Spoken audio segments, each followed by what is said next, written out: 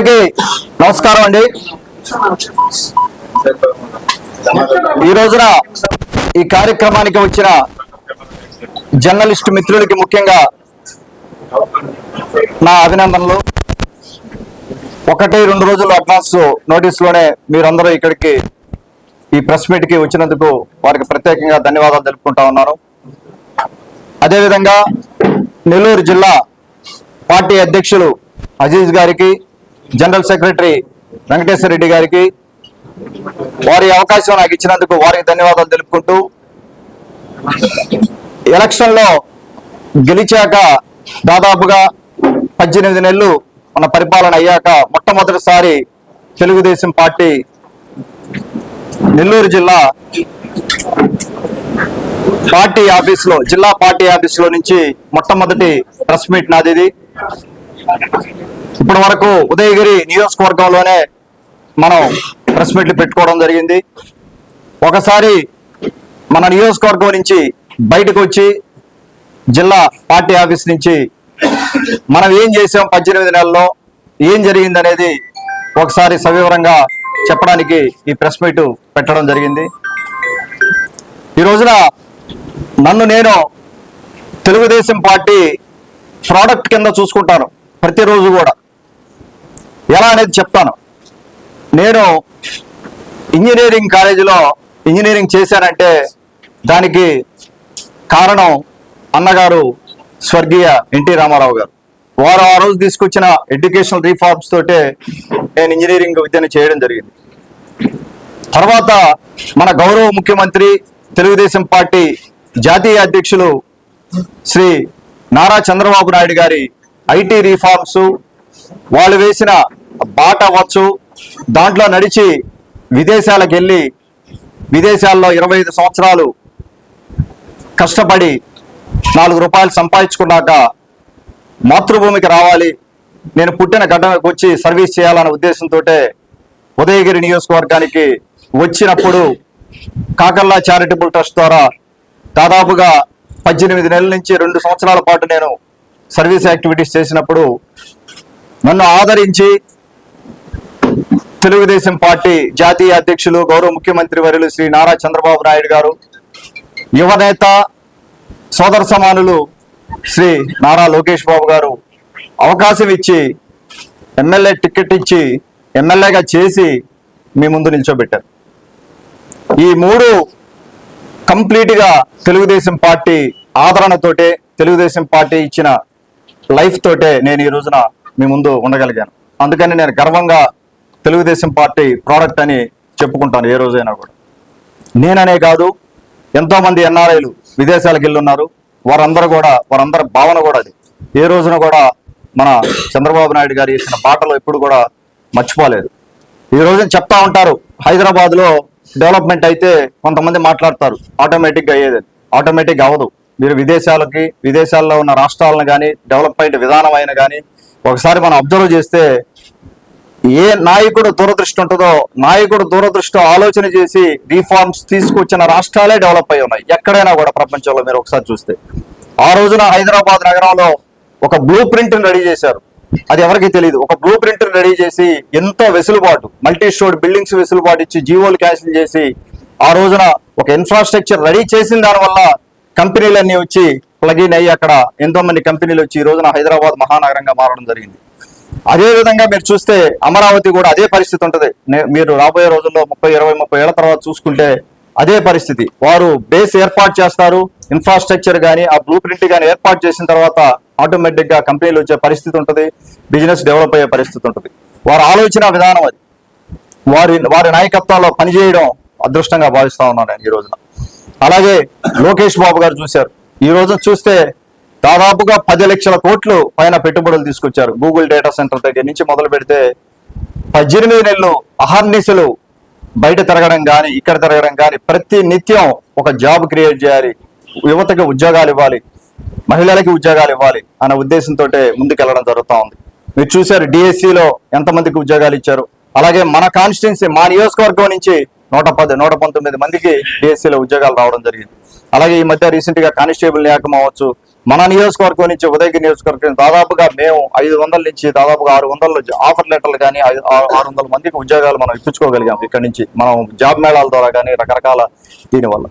అలాగే ఉదయగిరి నియోజకవర్గానికి ముఖ్యంగా మనకు సహాయం చేసిన ప్రధాన రంగాల్లో మనకు సహాయం చేసిన మన గౌరవ ఉప ముఖ్యమంత్రి జనసేన అధినేత పవన్ కళ్యాణ్ గారికి నా ధన్యవాదాలు తెలుపుకుంటా ఉన్నారు. వారి ద్వారా ఎంతో సహాయం జరిగింది ఈ 18 నెలల్లో. నేను కొద్దిసేపట్లో అవి డీటెయిల్స్ చెప్తాను. అలాగే మన గౌరవ మంత్రివర్యులు నారాయణ గారు, వారు అన్నా క్యాంటీన్ అడగగానే అన్నా క్యాంటీన్ ఇచ్చి ఆదరించడం జరిగింది. అలాగే మన గౌరవ దేవాదాయ శాఖ మంత్రి రామనారాయణ రెడ్డి గారి నాయకత్వంలో ఎన్నో గుడిలు డెవలప్మెంట్లు చేసుకోగలిగాం. ఇంకొద్ది సేపట్లో అవి కూడా ఎక్స్ప్లెయిన్ చేస్తాను. అలాగే మన ఫరూక్ గారికి ధన్యవాదాలు తెలుపుకుంటా ఉన్నా, గొట్టిపాటి రవికుమార్ గారికి, అలాగే ఆరోగ్య శాఖ మంత్రి సత్యకుమార్ గారికి, అలాగే నిమ్మల రామానాయుడు గారికి, జనార్దన్ రెడ్డి గారికి, స్వామి గారికి, మన గౌరవ పార్లమెంట్ సభ్యులు ఎంపీ వేమిరెడ్డి ప్రభాకర్ రెడ్డి గారికి, మన బేదా మస్తాన్ రావు గారికి, రాజ్యసభ సభ్యులు, అలాగే మన ఎమ్మెల్సీ బేదా రవిచంద్ర గారికి, వారు రాబోయే రోజుల్లో నెల్లూరు జిల్లా తెలుగుదేశం పార్టీ అధ్యక్షులుగా కూడా రాబోతున్నారు. వారికి కూడా ముఖ్యంగా నా ధన్యవాదాలు తెలుపుకుంటూ, నా కంగ్రాచులేషన్స్ తెలుపుకుంటా ఉన్నాను. అలాగే ఒకసారి వీరందరి సహాయంతో మనం ఈ రోజున ముందుకెళ్ళడం జరుగుతూ ఉంది. అలాగే మన నుడా చైర్మన్ శ్రీనివాసరెడ్డి గారు ఎంతో ఆదరిస్తా ఉన్నారు ఉదయగిరి నియోజకవర్గం. వారు కూడా వారి చేతనైనంత వరకు సహాయం చేసి కొన్ని ఫండ్స్ ఇచ్చి మనల్ని ముందుకు తీసుకెళ్లే పరిస్థితి. అలాగే రీసెంట్ గా ఎన్నికైన మన మేకపాటి శాంతమ్మ గారికి గ్రంథాలయ చైర్మన్ గా ఎన్నికారు. వారికి కూడా నా కంగ్రాచులేషన్స్ చెప్పుకుంటా ఉన్నా, అభినందనలు తెలుపుకుంటా ఉన్నాను. ఒకసారి మనం మన డెవలప్మెంట్ వైపు చూస్తే ఉదయగిరి నియోజకవర్గంలో దాదాపుగా 300 కోట్ల రూపాయలు డెవలప్మెంట్ చేసుకోగలిగాం ఈ 18 నెలల్లో కూడా. ఒకసారి మనం ఈ రోడ్ల నిర్మాణం గురించి చూస్తే 150 కోట్లు రోడ్ల నిర్మాణం చేసుకోగలిగాం. వాటిల్లో ముఖ్యంగా మనం చూసుకుంటే కలిగిరి మండలంలోని బొట్టివారిపాలెంలోనే 1,45,00,000 బ్రిడ్జి నిర్మాణం ఒకటి. అలాగే జలదంకి మండలం చామాదుల్లో 65 లక్షలతోటే బ్రిడ్జి నిర్మాణ పనులు. కొండాపురం మండలంలో గానుగుపెంటలో 42 లక్షలతోటే బ్రిడ్జి నిర్మాణ పనులు అవ్వచ్చు. అలాగే కలిగిరి మండల కేంద్రంలోని హైవేపై జొరవారిపాలెం దగ్గర బ్రిడ్జి నిర్మాణం అవ్వచ్చు. రోడ్డు మార్గాలపై బ్రిడ్జి అవసరాలు గుర్తించి వాటిని పూర్తి చేశాము. కలిగిరి కొండాపురం రోడ్డు వేగవంతం చేశాము. జలదంకి నుంచి తెల్లబాడు రోడ్డు అవ్వచ్చు, వింజమూరు నుంచి చాకలకొండ రోడ్డు అవ్వచ్చు, వింజమూరు మండలం చాకలకొండ నుంచి ఉరుకుంటపాడు మండలంలోని తిమ్మారెడ్డిపల్లి వరకు 2.5 crores ఒకటి. అలాగే కొండ్రబిట్రకుంట నుంచి బ్రాహ్మణకాక అడ్డ రోడ్డు ఆ రోడ్డు ఒకటి. ఇలాగా ఎన్నో రోడ్లు దాదాపుగా 1,80,00,000 రూపాయలతోటే ఉరుకుంటపాడు నార్త్ కొండాయిపాలెం నుంచి కానీ, అలాగే 1,75,00,000 రూపాయలతోటే కలిగిరి మండలం వెలగపాడు నుంచి కొత్తూరు రోడ్డు ఒకటి. ఇవన్నీ కూడా దీర్ఘకాలిక సమస్యలతోటే దాదాపుగా 20-30 ఏళ్ల నుంచి రోడ్లు లేని పరిస్థితి నుంచి ఈ రోజున రోడ్లు వేసుకోగలిగాము. అలాగే కలిగిరి మండలం సిద్రకొండూరు గ్రామం నుంచి ఆ శివాలయంకి 96 లక్షలతోటి రోడ్డు వేసుకోగలుగుతున్నాం. అలాగే జలదంకి పంచాయతీ కమ్మపాలెం నుంచి అప్రోచ్ రోడ్డు వేసుకోగలుగుతున్నాం. అలాగే చాకలకొండ రోడ్డు నుంచి రావిపాడు రోడ్డు వరకు 80 లక్షల రోడ్డు ఒకటి. అలాగే కొండాపురం మండలం సాయిపేట నుంచి కొమ్మపాలెం వరకు 3,85,00,000తోటే రోడ్డు నిధులు మంజూరు చేయించుకొని రేపొద్దున రాబోయే రోజుల్లో మనం దాన్ని ప్రారంభోత్సవం చేసుకోబోతా ఉన్నాం. అలాగే దొత్తలూరు మండలం నేషనల్ హైవే నుండి వెంగళపాలెం రోడ్డు ఒకటి 2,95,00,000. సీతారాంపురం మండలం నుంచి నేషనల్ హైవే వరకు దేవశెట్టిపల్లిలో 1,05,00,000. అలాగే నెల్లూరుపాలెం నుంచి వింజమూరు రోడ్డుకి 2 కోట్ల రూపాయలు. సంగం నుండి కలిగిరి రోడ్డుకి 50 లక్షల రూపాయలు. ముఖ్యంగా ఈ 3 రోడ్లు నెల్లూరుపాలెం నుంచి వింజమూరు రోడ్డు, కలిగిరి నుంచి సంగం రోడ్డు, అలాగే మన నందవరం నుంచి ఉదయగిరి రోడ్డు డబుల్ రోడ్ చేయాలనే ఉద్దేశంతో నేను అధికారంలోకి వచ్చినప్పటి నుంచి కూడా దానికి తగ్గ ప్రయత్నం మనం చేస్తా ఉన్నాము. సిఆర్ఎఫ్ నిధుల కింద మనం ప్రయత్నం చేస్తా ఉన్నాం. ఖచ్చితంగా అయి తీరుతాయి. ఈ లోపల టెంపరీగా ఫిక్స్ చేసుకునే దానికి 2 కోట్ల రూపాయలు మంజూరు చేసుకోవడం జరిగింది. అలాగే సంగం నుంచి కలిగిరి రోడ్డు కూడా చాలా దారుణంగా ఉంది రోడ్డు. ఆ రోడ్డును కూడా ఫిక్స్ చేసుకునే దానికి మనం కొంత 50 లక్షల రూపాయల డబ్బులు అప్రూవ్ చేసుకోవడం జరిగింది. కావల్ నుంచి కొండాపురం రోడ్డు ఒకటి 1,30,00,000 రూపాయలు. అలాగే నరేగా నిధులతోటే మనం దాదాపుగా 46 కోట్ల రూపాయలు 2 ఆర్థిక సంవత్సరాలకు గాను 46 కోట్ల రూపాయలతోటే సీసీ రోడ్లు చేసుకోగలిగాం అన్ని విలేజ్ల్లో కూడా. ఈ విధంగా రోడ్లు ఇన్ఫ్రాస్ట్రక్చర్ వైపు చూసుకుంటే ఈ నేషనల్ హైవేలు కాకుండానే ఇవన్నీ కూడా మనం చేసుకోగలిగిన పరిస్థితి ఉంది. ఒకసారి హెల్త్ గురించి చూస్తే దాదాపుగా 5.5 కోట్లతోటే మనకు 2 సిహెచ్సి సెంటర్లు ఉన్నాయి. ఉదయగిరి సిహెచ్సి సెంటర్ ఒకటి, వింజమూరు సిహెచ్సి సెంటర్ ఒకటి. 5.5 crores తోటే ఉదయగిరిలోని హాస్పిటల్ని డెవలప్ చేసుకునే దానికి నిధులు మంజూరు చేసుకున్నాం. వారికి ఆరోగ్య శాఖ మంత్రికి ధన్యవాదాలు తెలుపుకుంటా ఉన్నాను.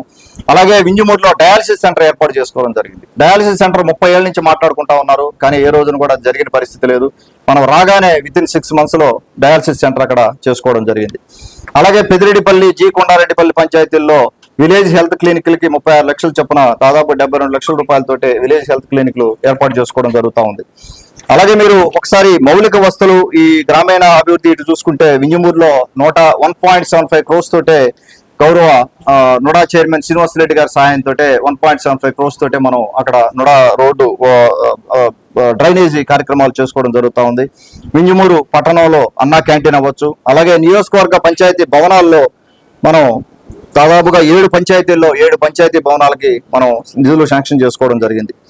అలాగే నొడా నిధులతోటే లైటింగ్ పనులు, పట్టణంలో సెంట్రల్ లైటింగ్ గురించి కూడా ప్రపోజల్ రెడీ చేస్తా ఉన్నాము. అలాగే రాబోయే రోజుల్లో వింజమూరు మున్సిపాలిటీ చేసేదానికి కూడా మనం ప్రయత్నించడం జరుగుతూ ఉంది. అలాగే ఉదయగిరి నియోజకవర్గంలో సిగ్నలింగ్ ఒకటి, అంటే మీరు దాదాపుగా చూస్తే ఉదయగిరి నియోజకవర్గంలో 8 మండలాల్లో కూడా జీరో సిగ్నల్ ఏరియాస్ చాలా ఉన్నాయి.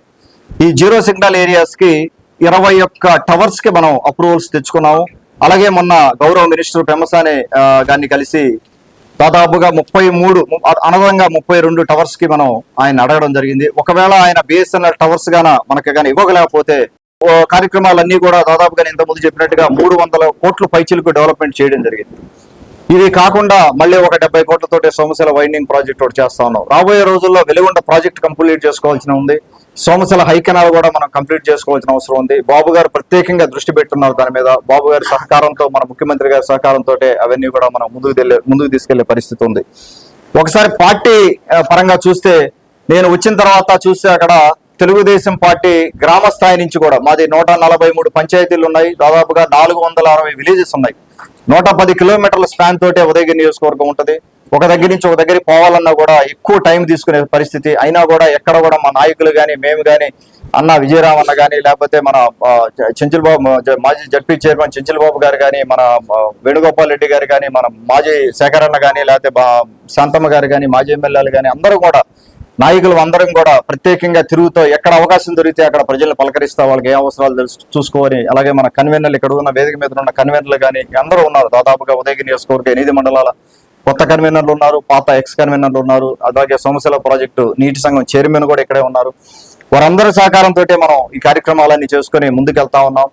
అలాగే పార్టీ పరంగా చూస్తే గ్రామ స్థాయి నుంచి బలోపేతం చేయాలనే ఉద్దేశంతో గ్రామ కమిటీలకి దాదాపుగా 110 గ్రామ కమిటీలకి నేను వెళ్ళడం జరిగింది. 110 పంచాయతీలకు వెళ్ళడం జరిగింది. అంటే ఒక్కొక్క రోజు నేను మాక్సిమం చేస్తే ఒక 4 పంచాయతీలకు విజిట్ చేయగలను. ఎందుకంటే ఆ దూరభారం దృష్ట్యా 4 పంచాయతీల కంటే విజిట్ చేయలేను. ఈ 18 నెలల్లోనే 110 పంచాయతీలు విజిట్ చేసి వాళ్ళతో కూర్చొని, కార్యకర్తలతో కూర్చొని, నాయకులతో కూర్చొని, గ్రామ కమిటీలు వేసుకొని వాళ్ళు అక్కడికక్కడే డిస్కస్ చేసుకొని ఎవరు పని చేస్తున్నారు పార్టీకి, ఎవరు పని చేయట్లేదు, ఎవరు పార్టీ ఆఫీస్కి వస్తున్నారు, ఎవరు పార్టీ వచ్చి అక్కడ విషయాలు మనకు సరిగా చెప్పలేకపోతున్నారు, ఎక్కడ ఇబ్బందులు ఉన్నాయి, రాజకీయంగా ఇబ్బందులు ఏమున్నాయి అన్నీ కూడా ఒకసారి అడ్రస్ చేసుకుంటూ సంస్థాగతంగా గ్రామ స్థాయి నుంచి తెలుగుదేశం పార్టీని బలోపేతం చేసుకుని ముందుకెళ్లాలనే ఉద్దేశంతో ఈ ప్లాన్ అంతా రెడీ చేసుకుని ముందుకెళ్తా ఉన్నాం. ప్రతి ఒక్కటి కూడా కేడర్ అందరూ కూర్చొని వాళ్ళు తీసుకున్న నిర్ణయాలతోటే గ్రామ కమిటీలు కూడా వేసుకోవడం జరిగింది.